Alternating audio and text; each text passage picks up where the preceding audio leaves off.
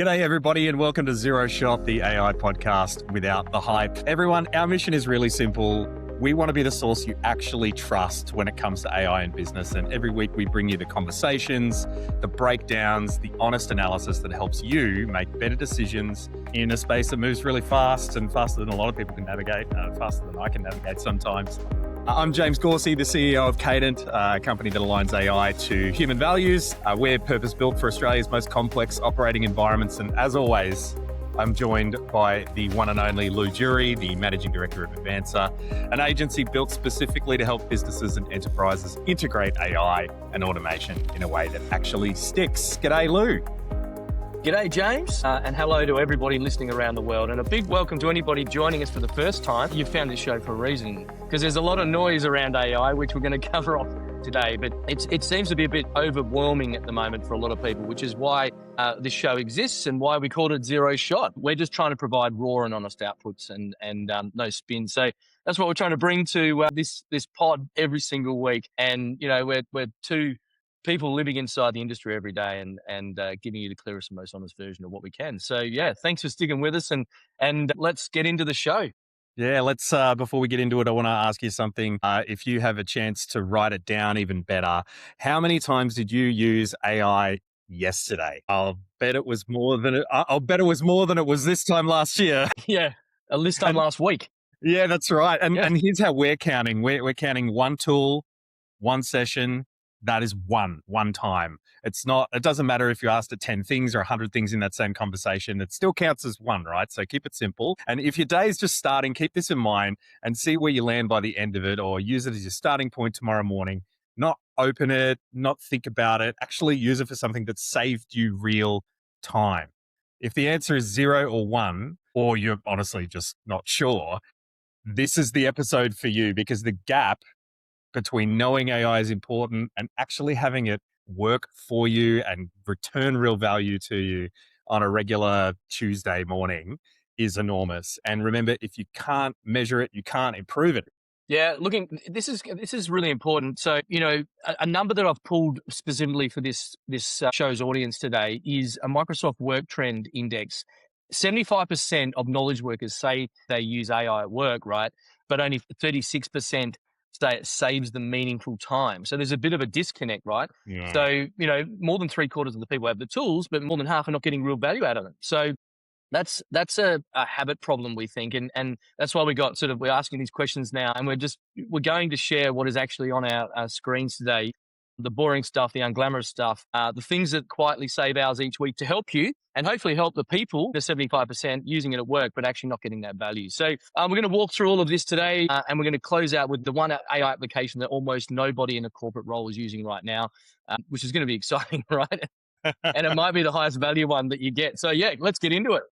Absolutely. And before we do, just a quick thanks to our sponsor, Prompt Cowboy. And this episode is kind of built for Prompt Cowboy in some ways, because the single biggest gap between someone who gets great results from AI every day and someone who gets mediocre results is how they prompt, how they interact with that AI system, not which model they use, not how many tools that they have.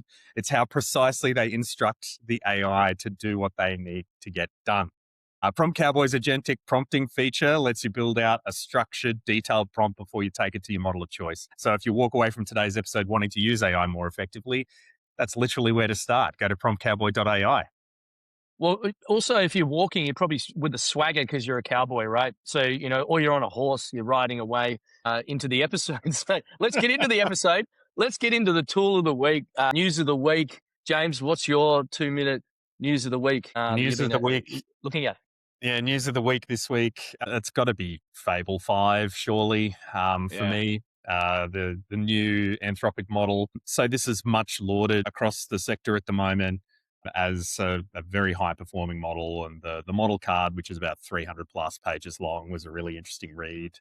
It tips Anthropic's hand in a few different ways. So beyond the model performance and all that kind of stuff, like you can get that news anywhere, scratch beneath the surface of some of the things that they're saying. And this is prep for their IPO, hands down. Within the same kind of 7 to 10 day period, they called for a halt on further machine learning research. They release Fable 5, and in the Fable 5 model card, they say, yeah, we just don't want our competitors to get the lead on AI research, even though we've been saying the whole time that we should slow down and like we shouldn't be building recursive systems that lead to superintelligence and blah, blah, blah. So yeah, really interesting kind of change of tack for Anthropic as they try and get a whole ton more capital at a $1 trillion plus valuation, no doubt. But Yeah. what's your take on this one, Llew? Yeah, look, I've been using Fable. I used it this morning and I'm here in Singapore, which I'll give a quick update in a sec. But like, I just used it this morning to do a wrap up of the Singapore event called Super AI. And, because 2 hours ahead in Australia, and basically I've got my marketing team waiting, Lily's waiting for that. Kerry's waiting for, Llew to give the wrap up, right? And so what I did was instructed Fable on the highest performing model. And I said, go into my granola notes, because I was making granola notes throughout the different event, just taking notes. And interesting, lots of people are using note takers now, like Granola.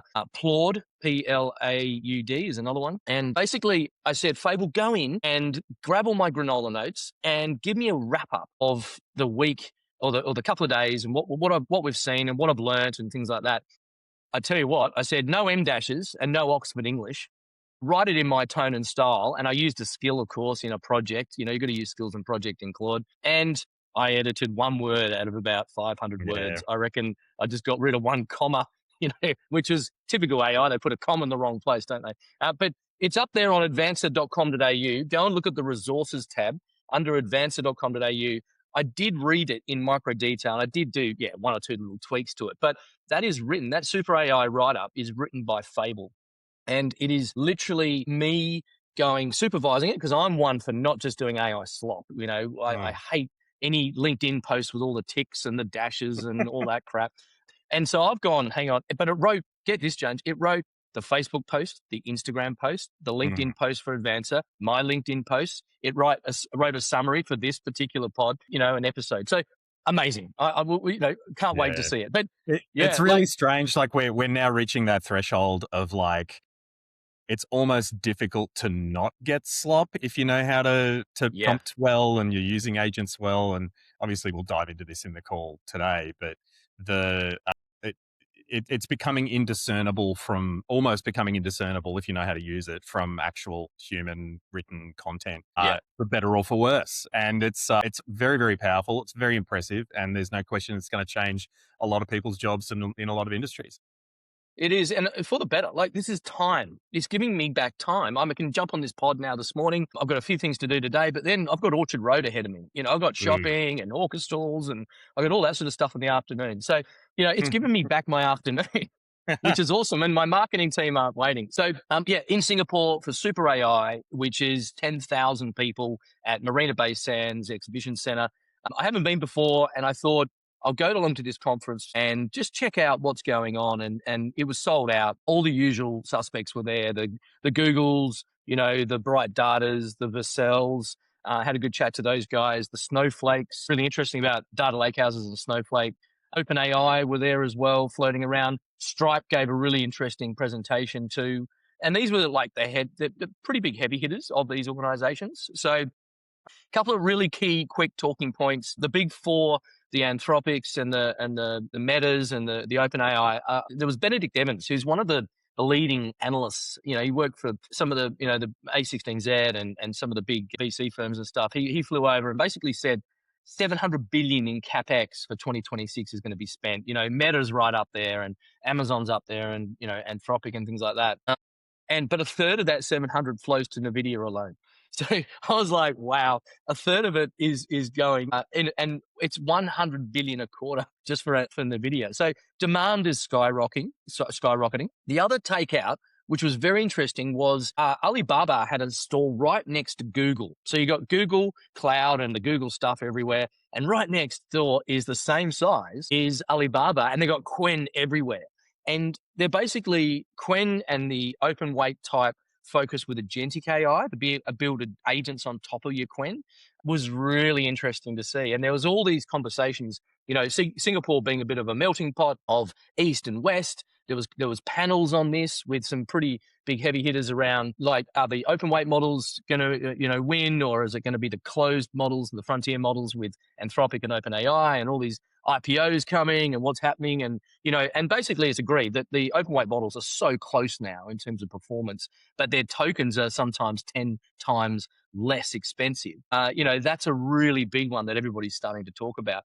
The final point, James, the final point I want to raise, though, is that how when you go overseas, and we're Australian, right? And sometimes people go, oh, you're not in the valley, therefore, do you feel that you're a bit behind? I actually think this pod and what we do here and what you do with Cadent and what I do at Advancer, because of the knowledge dissemination and information dissemination that happens literally into our brains overnight, and I don't know how it gets in there, but we're on the same level and we're not behind. No one's behind. No matter where you're listening to this podcast, no one is behind. And if you're picking up this information from us weekly, you're reading and you're seeing news stories and you're seeing that Fable came out 2 days ago, we're all in the same boat. We could have given some of those keynotes because although, some amazing stats and things like that, but we're all on the same level, James. It's really great to see that globally, no one is being left behind.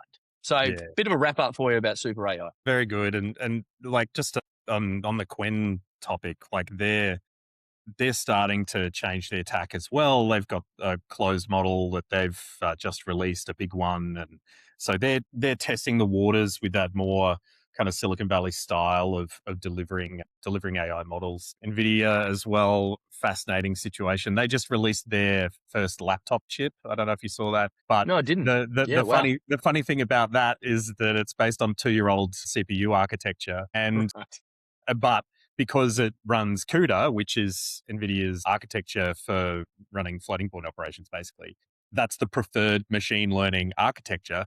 It doesn't matter so much that the CPU is a problem, quote unquote, because it's still getting fantastic performance for machine learning applications. So yeah, it is a really interesting time in history. And I think, absolutely, where I don't think anybody is necessarily behind. We're all going through this together. It's happening quite quickly. And it just depends on, I don't know, Silicon Valley always thinks they're ahead, but what are they, GMT -8? Yeah.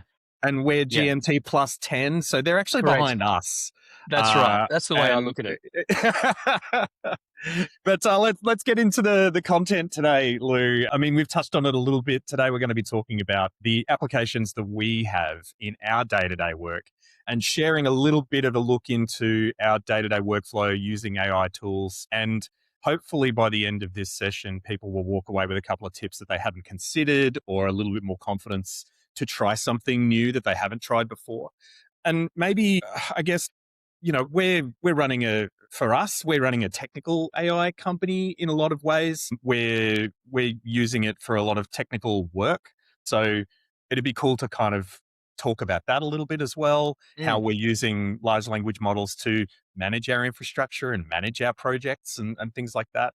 But Llew, what about you? Like, how about what are the things that you're thinking about you'd like to talk about today? Yeah, so I've been in business for a while now, and I think preparing for client meetings is the first one that we can start with. That basically it's so different to 5 years ago, 10 years ago, and even 1 year ago. In terms of what you can do now with AI. And back to that story about writing LinkedIn posts and AI slop and all that sort of thing. It's the same when you get ready for a client meeting. If you go in under prepared, you only ever do it once. And hopefully I did that 30 years ago, but you only ever do it once, and you want to know exactly what you're going into and who you're meeting and what's their background and things like that. So what I do is every time I go and have a meeting, I actually have got my daily brief chief already configured, and that lands at 6 in the morning. And all I've done in that daily brief, and you can actually do it in Claude Cowork. You can just go into Cowork and it will put a draft in your Gmail, or it doesn't quite work with 365 connectors properly yet, but it still will generate something if you can use Power Automate, or you can set up a different type of automation with N8N or something like that. But basically, in a nutshell, every morning at 6 a.m., I get Daily Brief Chief in. And Daily Brief Chief says, this is what's on today. This is what you're doing. Hey, you're meeting with James Gauci from Cadent. James, here's his LinkedIn profile. James, I've pulled his About Us page from Cadent. And James has been around for a while. He does this with, government and large infrastructure, and he loves open weight models, and these are his strengths. And a fun fact, it always does a little fun fact, and it actually helps me like literally stand that. And I go into that client meeting throughout the day, because if I've got 3 or 4 meetings for clients, you can't individually go and search or prompt a GPT to go and find this for you. So it actually pulls that in through an agent, effectively called my daily brief chief. So my client preparation is done by 6 in the morning, James. And I think that that's the big difference from 12 months ago even. Yeah, what about you, mate? What about you in terms of, the unglamorous side of AI and the tasks that you get into? And, it's not the impressive agentic pipelines like my daily brief chiefs, but, the things that you do, which is really a case study for what you do at Cadent. Look, I think I'd want to touch on like my personal workflow, because I feel like my personal workflow is unusual for somebody who is so deep in the weeds of LLMs and generative AI systems. I don't set up a ton of automation. I don't love it, because it's probably a psychological thing, a personality thing for me. I don't want to feel out of control of what's happening in my professional life for some reason. Is this back to the tinfoil comments a couple of episodes ago? No. This isn't conspiracy theory stuff. This is more like it'd be cool. Like I have projects and I have prompts that I use and skills that I use. So like I've got my email triage skill, which scans my Gmail and brings back all the human written email. And I actually, so this is an insight. I do my email by voice now. So I stand here every morning and I've got my hand on Command D, which is the hotkey for Claude, and it's uses the Gmail connector, and it goes through email by email. It's like, okay, Llew sent you an email. Like he wants to sign a contract and do this kind of work based on your conversation history. It's probably about these things. How would you like to respond? And I record in natural voice what kind of thing I want to send back, and it takes it writes something. It says, how does this look? I might give it a little edit, and then I hit go, and then it appears in my drafts and I send it off. And so that, to me, as somebody who has spent most of his career in an email inbox, as somebody who's managing work on behalf of clients and trying to coordinate people and being the essentially the front door for any project that I've been involved with, that has taken away so much of the background cognitive load of that process for me. To have to constantly be chunking out stuff out of your working memory and then shunting stuff back in there on an email by email basis, it's really fatiguing. And it is.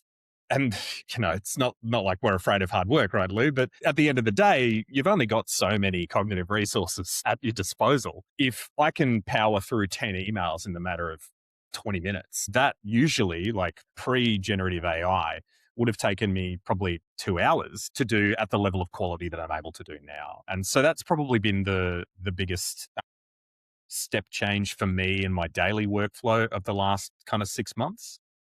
But beyond that, I use AI as a sounding board and a collaborator a lot, as opposed to, expecting it to solve the problem. I want to collaborate with it to test my own blind spots, like using it as a strategic thinking partner to do research, retrieve insights, like I want you, AI, to ground me, and then I'll ground you back with my context and my considerations and my priorities. And then we can see if we can make some magic. And when you're able to collaborate in that way, rather than expecting that AI is going to read your mind every time, and you give a half-baked kind of prompt, or you're not prepared to have a full conversation with the AI in order to tell it what you need and why you need it and how we might work on it together, you're always going to get a bit of a limited response from it, or an overly general response. And so I find myself getting in the weeds with Claude or with Gemini, depending on the context, mostly Claude these days, and getting it to give me advice back, and then I give it advice back, and then our collective advice is better than what we would have done anyway, right? Yeah. Look, it's interesting. It's great to hear that. That's actually a productivity uplift. And there's a tool called Whisperflow that people are using as well, that allows you to whisper literally into your iPhone or mobile device. And and then actually send it through to Claude and get it to, do that voice to text and voice to that speech to sort of AI process, which that's a really good unlock, I reckon. One thing that AI doesn't do well for me, and I want to just really quickly reflect on this, is still the human to human aspect of doing business or being a human, being the social creatures we are, right, James? And it can't make so you can get through all those emails, you can give me the briefing about who I'm going to go and meet with.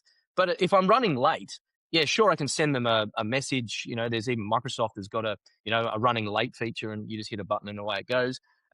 But the key thing for me is if I want to talk to that person, I'm not going to send an AI to go and talk to them and say, hey, Lew's running late, or can we reschedule the next week, or, things like that. I actually want to pick up the phone and actually call them and talk to them human to human, right? And that's a really important thing that I think AI doesn't do that last mile piece for me, but it does all the research. And again, the cognitive load, it reduces all that pressure. I reckon I'm double the pace, but probably it's still at 100%.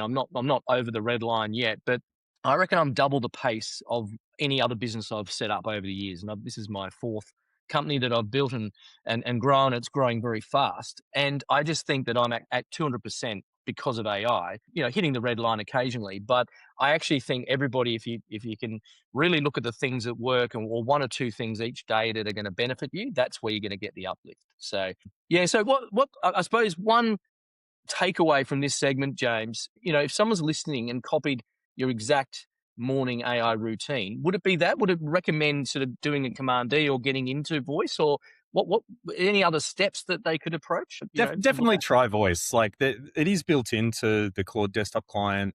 You just hit Command D and it just transcribes for you. It doesn't do what Whisperflow does, which runs the transcript through an LLM to make it grammatically nice and remove like misheard words and things like that. But it is accurate enough, and Claude is smart enough to know basically what you're talking about. And if it gets it wrong, you just say, oh no, actually I meant XYZ. So yeah, try voice.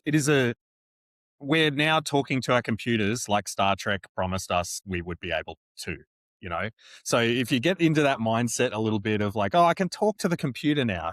How might that change the pace of my work or the nature of my work? Like, I'm thankful that the team is remote a few days a week because I can just speak at normal volume and I have a somewhat resonant voice for a room this small. But yeah, it is a different way of thinking about work where you can just have a conversation about it as opposed to writing, which is it's a completely different mindset.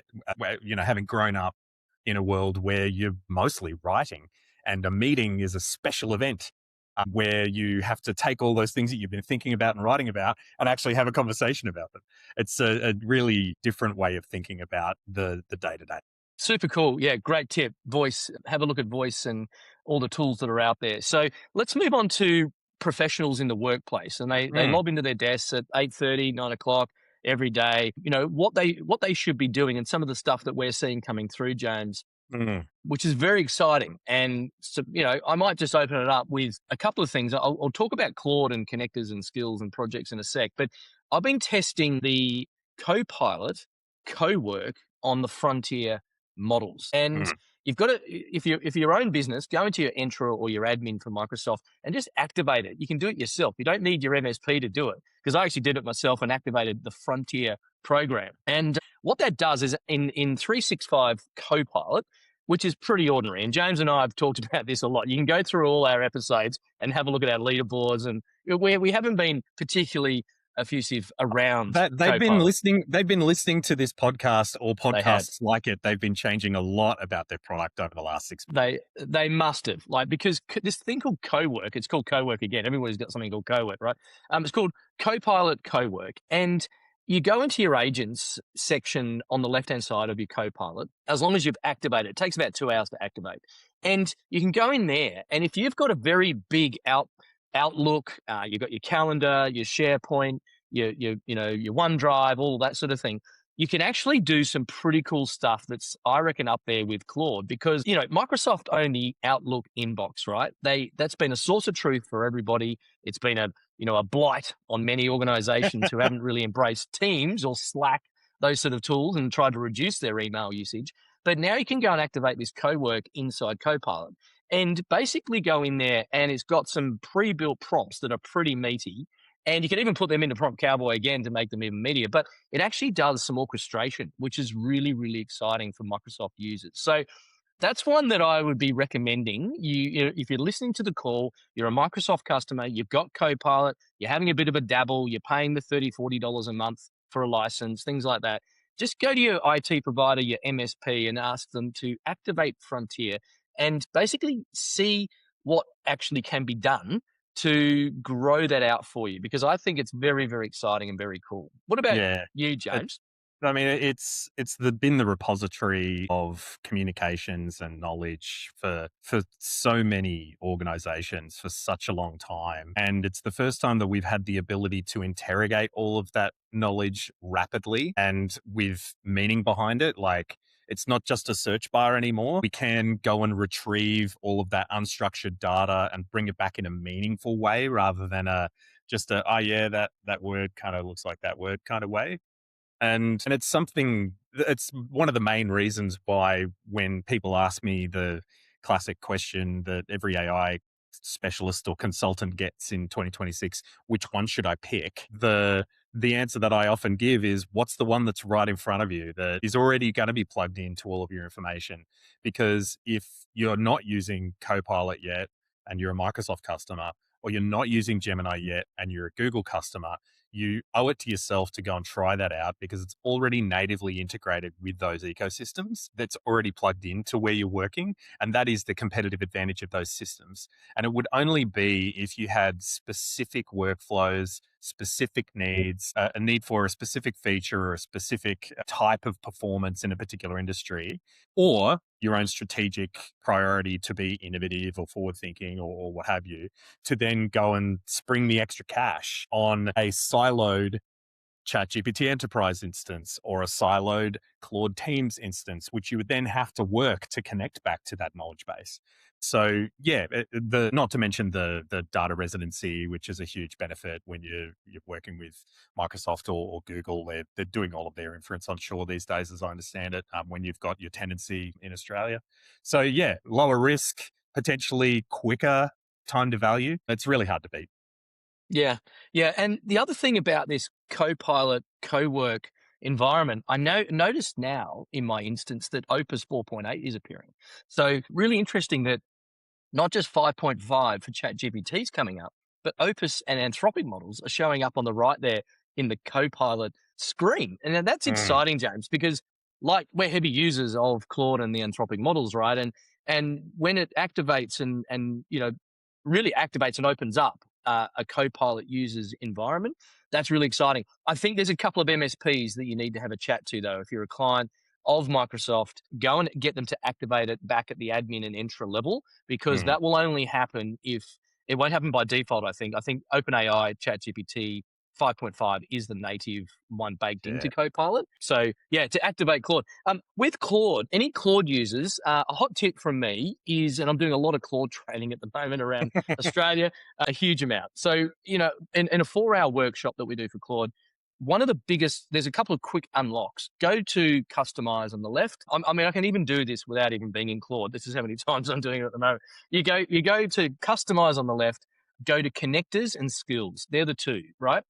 So go to connectors and then the plus button in the middle, and then browse connectors and hook up your 365 or hook up your Gmail, your G Suite, your Drive, or that sort of thing. I've got now everything hooked up. I've got my CRM, I've got my MailChimp, I've got my QuickBooks, I've got Granola, of course, because it does all that amazing stuff, as I mentioned at the start of this episode, and activate those connectors and then keep testing those, because Microsoft gets dropped for our clients quite a bit. And every time I go and see the clients, I go in there and just reconnect it every time for them. The second one is skills. So go and build a skills library and get your organization to actually build a knowledge center in SharePoint. And you can actually build those skills inside Claude. It will help, the AI will build them for you. And then make sure you hit save at the bottom right of the skill. You can then just go / on your keyboard and pull that skill up and use it. Or Claude's so good that actually if it thinks you're going to be using a PowerPoint skill or a brand skill or an HR skill, it will actually, if you ask a question, it will actually bring that skill up anyway natively. Mhm. So I reckon connectors and skills for busy professionals in Claude is the way to go. Yeah, 100%. And it's the kind of thing where the unique environment that you're in, the work environment that you're in, and the specific tools that you use and the specific way that you're using those tools, it can be accounted for by systems like Claude and Copilot, because it gets if you engineer your prompt right, or you engineer your skill right, or you've engineered your context right, it can get the right information at the right time in the way that your company does it. And it can connect to the system that your company uses, and it can use it in a way that's consistent with, and oftentimes better than, the way you've been using those systems up until that point. One of the big revelatory moments for us in the last few months, or probably couple of months, was when we plugged in Claude Code to Xero via the MCP. And a lot of people have this perception that, you can't get to all the data via Claude and blah, blah, blah. And that's correct. Like if you use the Xero connector in the desktop client, yes, that's 100% right. But if you're using Claude Code and you have access to the Xero CLI tool and the MCP, you can access everything. And there's very little that you can't access and very little that you can't take action on. And so one of the first things that I did with that connection was do the thing that I've always wanted for my small business, which was, hey, can you just be a CFO for a moment and give me a strategic overview of the health of my business financially, what the balance sheet looks like from your perspective? What should we be doing over the next 12 months from a strategic finance perspective to maximize our chances of success and maximize the health of the business? What are the tactical things that we should do right now to make sure that we're meeting our tax obligations, that we're maximizing revenue and yield, maximizing our profitability for sustainability? And what I got back was dead set the best report that I'd ever received from an accountant, and an accountant didn't put it together. But when I handed it over to my accountant, he was like, how'd you put this together? It's really good. This Yeah. report, et cetera, et cetera. And I said, well, that was me and Claude in half an hour. And so that's what we're stepping into now. And my favorite bit of that call that I had with the accountant when I handed him this report, he was like, no, I don't think you're exposed to that particular issue, but we'll have a look into it. And scratch beneath the surface, it was small, but it was there. And we were able to nip that in the bud before it became a bigger problem. Like, this is It's super cool. And really if interesting you stuff.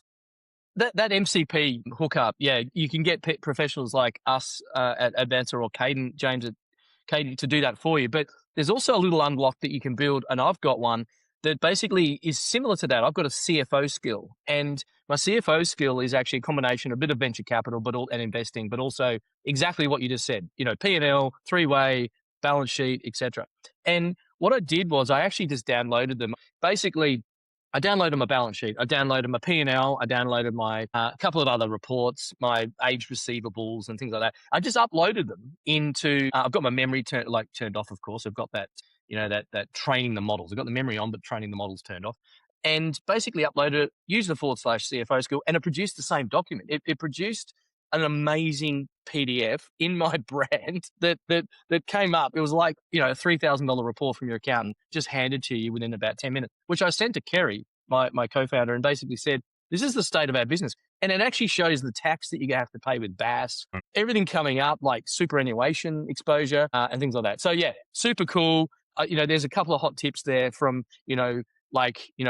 what we use on a daily basis. So what about, the final segment, James, what people are consistently underutilizing or underusing with AI, even the people that might think they're good at it? I use, people often hear, I've got Copilot, so I'm doing AI, Mm. So it's the biggest gap for the average AI use is, and versus great use, is not the first prompt. It's what happens afterwards, isn't it? It's that second and third degree. They ask it once, they get the question, they treat it a bit like Google, do a bit of a search. James, what are you seeing out there in terms of AI collaboration and the ones that are actually making it work versus ones that people that aren't actually getting the most from it? Yeah, there's. I think there's a lot of tinkering happening, and that's a good thing. And this is a theme that we keep coming back to. But actually embedding it into your way of working is a different kettle of fish entirely. And embedding it into your way of working can go beyond just connecting it to the systems that you use via your Claude desktop client, or having it connected to your Microsoft suite.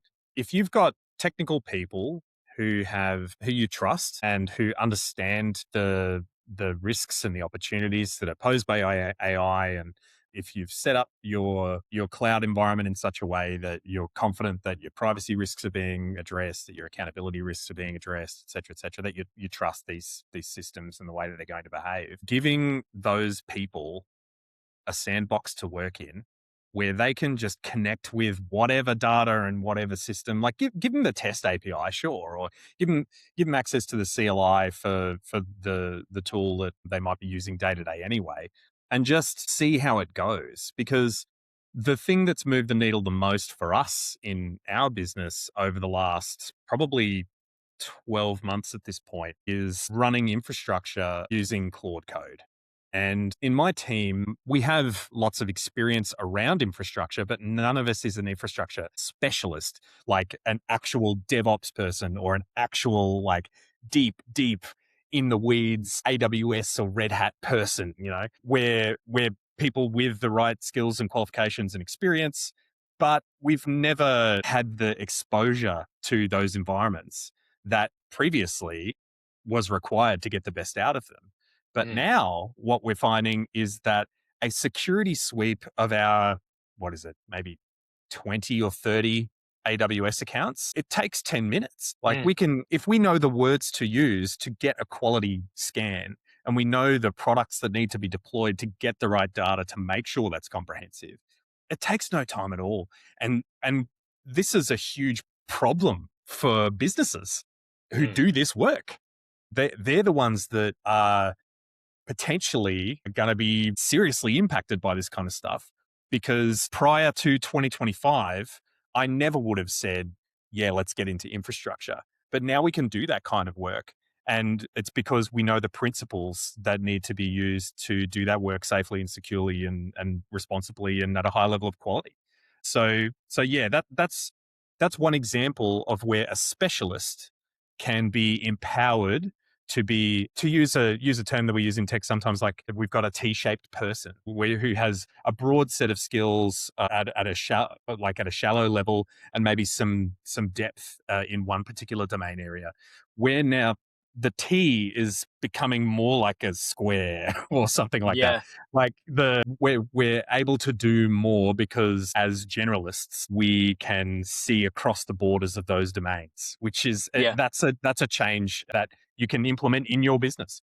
I think that was a key theme from Super AI. That there was definitely a speaker, I think it was from IDEO, and they're a big sort of consulting and design thinking organization. And I remember her saying that the people that they've got now started as software engineers or a consultant, and they had these pods that used to go into organizations. Now it's that big fat role, basically, that you're doing about 20 different roles. You're not only an engineer, but you're a security, you're a data ingestion person, you're doing ETL, you're doing an MCP hookup, doing all these things.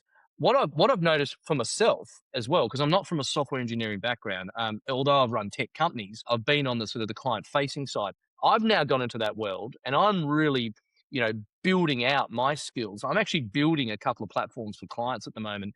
And interestingly, using vibe coding. Now, vibe coding gets a bit of a bad rap. These aren't very heavy security type platforms, but basically I've been using the penetration testing features in the security sweeps within the vibe coding platforms. And you can pay $100 to actually do a $10,000 penetration test with a stamp on it. So an actual audited stamp that the AI will give you. Now, I'm sure there's people out there that will probably scoff at it if they're, IT engineering purists, and good on you for that. And hopefully you can still pick up lots of clients in the future to help your business. But I actually think from the day to day, if there's a big sort of stamp and a seal of approval being guaranteed on a fairly lightweight. Again, vibe coding should only be on lightweight systems. From a data point of view and a security point of view, I actually think that's game changing because I can actually do that. I can get my guys to have a quick look at it at the end, but I've been doing HTTPS transfers. I've been giving secure keys, of course, in vaults, not, emailing them. No one should be emailing or putting them into Slack. And I've been actually working with the data guy to actually ingest that data. So it's amazing how we're really broadening out our skills in the generalist area, and actually AI is doing a lot of that heavy lifting. But I think, to answer your question, I actually think there's always going to be a role for security specialists, cyber specialists, data specialists, because people want to pay to have the human eyes on that. They want to actually have people looking at their systems and having control mechanisms to make sure that there is a seal on it. There is a badge to say that this has been audited by a human. It's a bit like doing your tax return. Our economic system requires accountable people. That's not going to change fast. It may change in the future, but until tech companies decide that they want to take on legal responsibility for actions that are taken within other businesses at a scale that they've never been exposed to before, that's not going to change super fast. And I think it also, like, to your point about specialization and there's always going to be a place, I agree, because we always need a validated view of what good looks like. We need the reassurance that the person that we're talking to, or the person that is taking a decision, is taking that decision within their own right personal context. And whether that's driven by their own domain knowledge or the quality of the process that they're running or the quality of the tools that they're using, like, there are a lot of ways to get to good. But what we are going to have a lot of trouble replacing is the value of knowing what good looks like. And so for that reason, I don't think that there, of course, will be erosion and job changes. I mean, you have to have a look at the model card for Fable 5, because they were doing some, like, they had I think it was a microbiology problem. Yeah. And they had a team of 2 teams of specialist microbiologists in the area that the problem was in, and they had one generalist team that had Fable to help them. And the generalist microbiology team won. They got to they solved the problem first, ahead of the specialist teams. So there is going to be an increased emphasis on those people who can communicate, who can use language, who can think across domains. They are going to become, and have become. Why do we keep talking in future terms? It's happening now. It's right. They're more valuable now than they ever have been. That's not to diminish the hard work and the expertise of the specialists, but it is a changing of the guard in some ways. And many of us are going to have to develop some skills in areas that we haven't had to previously. And that's going to be a really interesting challenge for people. Yeah. Yeah. Well, it probably is a good wrap-up moment to go and dive into the takeaways, James, from today. And maybe both of us just give one sort of tool or tip from what we've been talking about, because we could keep talking about this for a long time. James, what's your key takeaway from today about some of those workflows you're using, and just what you want to leave the listeners with? Do the brave thing once and do it safely. Just take that next step ahead. The times where I've gotten the greatest rewards from AI systems is when I've had that combination of feeling safe enough and wanting to try something. And you take a step in that direction. And for me, over the last kind of 3 months, it's definitely been in connecting to diverse data sources through Claude Code and seeing how I can architect my business using that and make better decisions, and time to insight, getting that much shorter. Try a new thing this week, do the thing that you look at and you go, oh, it feels scary. Because once you get past that initial kind of feeling of uncertainty, you start to know more and you start to feel more comfortable, but you also increase your capability to be able to tell how it can go wrong and control for those factors as well. So it cuts both ways when you try that new thing and you get some new knowledge. How about you, Llew? Do you have a key takeaway or a thing you want to leave people with? What's top of your mind? Yeah, so 3. The first one's if you're on Copilot, go and activate the Frontier agent setting with your MSPs and go and do that. The second one is, if you're using Claude or even Enterprise ChatGPT, go and set up skills. skills are a great unlock. And I actually think they will significantly give you uplift, that 10, 20, 30% uplift if you keep using them inside projects with Claude as well. Really exciting there. And the third one is really simple tools to so you don't spend the rest of your day working. Things like Granola to record conversations. But of course, make sure you mention to people, especially in New South Wales and Australia and Victoria, due to privacy concerns, you actually are recording the conversation. I think that you've got to fully disclose that, and even Queensland and all the states, you should always disclose that you're recording. So yeah, they're my takeaways. It's been awesome, James. What's the next episode hold for us here at Zero Shot? Well, next episode, we're building the framework we wish somebody had given us at the start. And the reality is that a lot of people jump straight into using AI without asking many questions and not waiting until you feel like you're safe and confident enough. You just go in and maybe feeling a little bit reckless. And then when the thing goes wrong, they wonder why the results are inconsistent or why something went sideways. So next week, we're going to lay all of that out, aren't we, Llew? And the questions you should ask before you use AI for anything important in your business, because that's the way to get the most value out of it. Practical, specific, we're going to keep it honest, and it might be the most useful episode that we've done, I think. So we'll see. I think so. It's going to be like a consulting session. I hate the word consulting, but like a workshop. It's going to be like an AI workshop. So yeah, definitely tune into that one. It's going to be exciting. So I just want to say thanks again to our sponsor, promptcowboy.ai. If today gave you one new habit to try, hopefully 3 or 4, make sure you're actually prompting everything well and get around them, because this is what Prompt Cowboy is built for. So trot on over, ride on over, and get lassoed at promptcowboy.ai. Thanks, everybody, for joining Zero Shot. That's it for today's session. And thank you not just for listening, but for staying with us all the way through. That means everything to us. And that's what this keeps us going in the show as well, is our role. So thank you. We built Zero Shot on something simple. It's about delivering the right information straight up at the right time, and basically we're building it for the builders, the skeptics, and the strategists, and everybody in between who are trying to make, make sense of what's going on in this space and trying to move the needle and join us on this journey across all industries. So this is for you, and this is why we're here. Yeah, if you're confused about something, and I'm sometimes confused about some of the AI conversations that I have, but if there's a topic that you can't find a straight answer on, or if you heard something today and it's just kind of scratching at the back of your mind, please let us know. Leave comments on our posts on LinkedIn or wherever you find us. We're listening, right? So we read everything, and we promise you this: if you have that question, someone else does too. It's like a blooming iceberg. So we'll build an episode around those questions. That's how this show gets better. So we want to hear from you.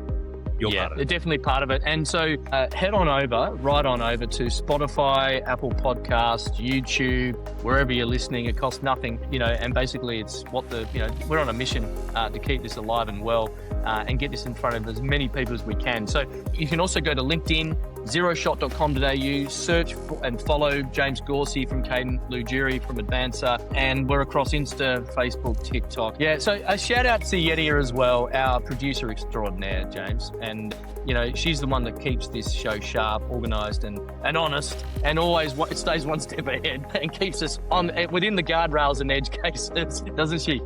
Absolutely. Thank you again, Llewia, and thanks everybody for listening. We'll see you in the next episode. Take care. Cheers.